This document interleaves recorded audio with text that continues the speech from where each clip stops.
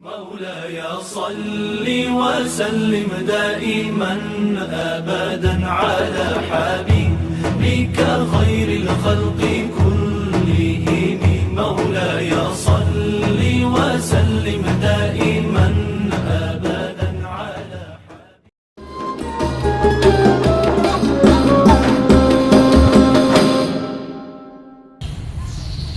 Assalamualaikum warahmatullahi wabarakatuh. Alhamdulillahirabbil alamin.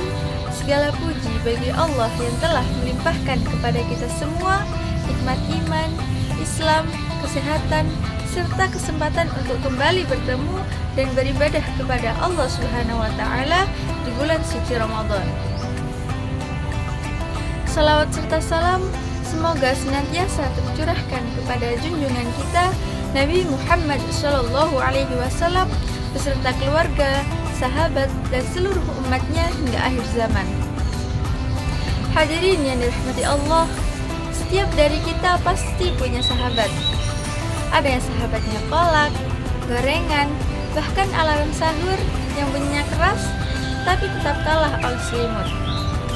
Namun, ada satu sahabat yang paling setia, yang tak pernah menuntut apa-apa, selalu siap menasehati dan mendekatkan kita kepada Allah Subhanahu wa taala. Siapakah sahabat itu? Dia adalah Al-Qur'an. Dan kita sebagai umat sudah seharusnya untuk mencintai dan menyayangi Al-Qur'an. Karena Al-Qur'an adalah sebuah kitab suci yang diturunkan oleh Allah Subhanahu wa taala yang dikhususkan untuk umat Islam.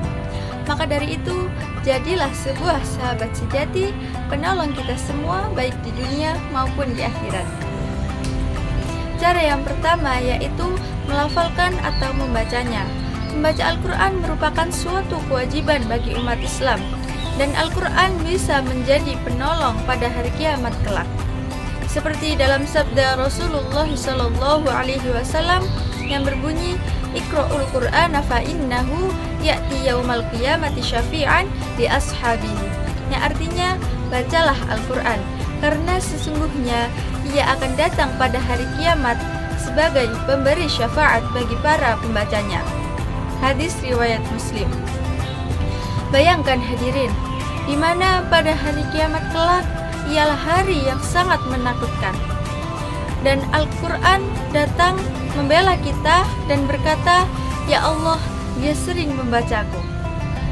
Bahkan Rasulullah SAW bersabda, "Man qara'a harfan min kitabillahi falahu bihi hasanatun wal hasanatu bi asyri amsalihha." Yang artinya, barang siapa membaca satu huruf dari Al-Quran, maka satu pahala baginya, dan satu pahala akan diberi ganjaran 10 kali ganda. Hadis riwayat At-Tirmidzi. Hadirin yang dirahmati Allah, cara yang kedua adalah menghafalkannya. Sebagaimana dalam sekolah kita Madrasah Aliyah Bun Zamzam, kegiatan menghafal Al-Quran merupakan suatu kegiatan yang luar biasa. Para siswa-siswi menghafalkannya sehingga menjadi para penghafal Al-Quran yang luar biasa. Nah, itu merupakan salah satu sahabat sejati Al-Quran. Sebagaimana dalam surat Al-Qamar ayat ke-17 yang berbunyi, A'udzu billahi minasyaitonir rajim. Bismillahirrahmanirrahim. Walaqad yassarnal Qur'ana lidzikri fahal min mudzakir. Yang artinya, sungguh kami telah benar-benar menjadikan Al-Quran sebagai pelajaran. Maka, adakah orang yang mau mengambil pelajaran? Dalam ayat tersebut menjelaskan bahwa Al-Quran itu mudah dihafalkan, asalkan kita mau berusaha dan kita mau untuk beristiqomah. Rasulullah SAW bersabda, "Yuqalu li sahibil Qur'an iqra' wartaqi au kama qala." Yang artinya akan dikatakan kepada para penghafal Al-Quran, bacalah dan naiklah derajatmu. Hadis riwayat Abu Dawud. Hadis ini menjelaskan bahwasannya setiap ayat yang kita hafalkan akan mengangkat derajat kita di surga. Maka walau belum banyak yang bisa dihafalkan, mulailah dari yang paling pendek. Contohnya seperti Al-Ikhlas, Al-Falaq, An-Nas, dan ayat-ayat yang lainnya. Hadirin yang dirahmati Allah, Cara yang ketiga menjadi sahabat sejati Al-Quran adalah mentadaburinya. Mentadaburi Al-Quran adalah membaca Al-Quran dengan hati, memahami maknanya, dan merenungkan pesan yang Allah sampaikan kepada kita. Allah Subhanahu wa Ta'ala berfirman dalam Quran surah Muhammad ayat ke-24 yang berbunyi, A'udzu billahi minasyaitonir rajim. Bismillahirrahmanirrahim. Afala yatadabbaruna al-Qur'ana am 'ala qulubin aqfaluha. Yang artinya, tidakkah mereka mentadaburi Al-Qur'an ataukah hati mereka telah terkunci? Ayat ini mengingatkan kita bahwa hati bisa menjadi keras dan tertutup jika Al-Quran hanya dibaca oleh lisan, tetapi tidak sampai ke hati. Hadirin yang dirahmati Allah, Rasulullah SAW memberikan contoh langsung tentang mentadaburi Al-Quran. Dalam sebuah hadis disebutkan Rasulullah SAW pernah mengulang-ulang satu ayat mulai dari malam hingga subuh, yaitu In tu'adzibhum fa innahum ibaduk, yang artinya jika engkau menyiksa mereka, maka sesungguhnya mereka adalah hamba-hambamu. Hadis riwayat Ahmad.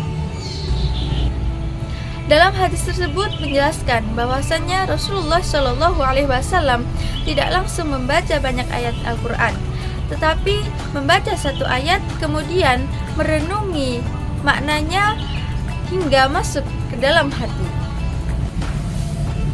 Hadirin yang dirahmati Allah, cara yang keempat dan yang paling penting untuk menjadi sahabat sejati Al-Quran adalah mengamalkan dan mengajarkannya. Karena sejatinya Al-Quran bukan hanya untuk dibaca atau dihafal, tetapi untuk diamalkan dalam kehidupan sehari-hari. Dalam Quran surah Al-Isra ayat ke-9 yang berbunyi, A'udzu billahi minasyaitonir rajim. Bismillahirrahmanirrahim. Inna hadzal Qur'ana yahdi lillati hiya aqwamu au kama qala. Yang artinya sesungguhnya Al-Quran ini memberi petunjuk kepada jalan yang paling lurus. Artinya apa hadirin? Artinya Al-Quran ini adalah petunjuk hidup. Bagaimana cara kita untuk bersikap, bagaimana cara kita untuk berbuat baik, dan bagaimana cara kita untuk menjauhi suatu keburukan. Allah Subhanahu wa Ta'ala juga berfirman, A'udzu billahi minasyaitonir rajim. Bismillahirrahmanirrahim. Wattabi'u ahsana ma unzila ilaikum mir rabbikum. Yang artinya, ikutilah sebaik-baik apa yang telah diturunkan kepadamu oleh Tuhanmu. Quran surah Az-Zumar ayat ke-55. Ayat ini menegaskan bahwa Al-Quran harus diikuti dan diamalkan, bukan hanya untuk dibaca lalu ditinggalkan. Hadirin yang dirahmati Allah, setelah mengamalkan, selangkah selanjutnya adalah mengajarkan Al-Quran. Mengajarkan Al-Quran tidak harus dengan ceramah panjang lebar atau harus menjadi ustaz maupun ustazah. Sebagaimana dalam sabda Rasulullah SAW yang berbunyi, khairukum man ta'allamal Qur'ana wa 'allamahu, yang artinya sebaik-baik kalian adalah orang yang belajar Al-Quran dan mengajarkannya. Hadis riwayat Bukhari. Mengajarkan Al-Quran bisa dilakukan dengan cara yang sederhana. Contohnya seperti mengajarkan adik untuk membaca Al-Quran, mengajak teman untuk sholat, mengajak untuk berakhlak baik, dan lain sebagainya. Bahkan Rasulullah SAW juga bersabda, Balighu anni walau ayah. Artinya, sampaikanlah dariku walaupun satu ayat. Hadis riwayat Bukhari. Artinya, siapapun bisa mengajarkan Al-Quran walaupun hanya satu ayat, selama niatnya baik dan caranya dengan lembut. Hadirin yang dirahmati Allah, Ramadan adalah bulan yang Allah hadiahkan kepada kita untuk lebih dekat dengan Al-Quran. Di bulan inilah Al-Quran diturunkan, dan di bulan inilah seharusnya kita lebih sering tersambung dengan ayat-ayat Allah. Al-Quran bukan hanya dibaca pada saat waktu luang, tetapi untuk menemani setiap kehidupan kita. Dengan membaca Al-Quran kita sedang menanam pahala, dengan menghafalkan Al-Quran kita sedang menyiapkan kemuliaan, dengan mentadaburinya kita sedang membersihkan hati, dan dengan mengajarkan serta mengamalkannya kita sedang menghidupkan Al-Quran dalam kehidupan nyata. Jika Al-Quran sudah hidup dalam diri kita, maka ia akan menjadi cahaya saat kita bingung, penolong saat kita gelisah, dan penolong ketika kita berdiri di hadapan Allah Subhanahu wa Ta'ala kelak. Maka jangan biarkan Ramadan berlalu tanpa perubahan satupun dalam hubungan kita dengan Al-Quran. Semoga pada bulan Ramadan ini kita lebih cinta dengan Al-Quran, lebih dekat dengannya, dan lebih istiqomah untuk menjadikannya sebagai sahabat setia sepanjang hidup. Akhir kata, semoga Allah Subhanahu wa Ta'ala menjadikan kita semua termasuk golongan ahli Al-Quran. Demikianlah yang dapat saya sampaikan, mudah-mudahan bermanfaat, khususnya bagi saya sendiri, umumnya bagi para pendengar. Cukup sekian dari saya. Wassalamualaikum warahmatullahi wabarakatuh.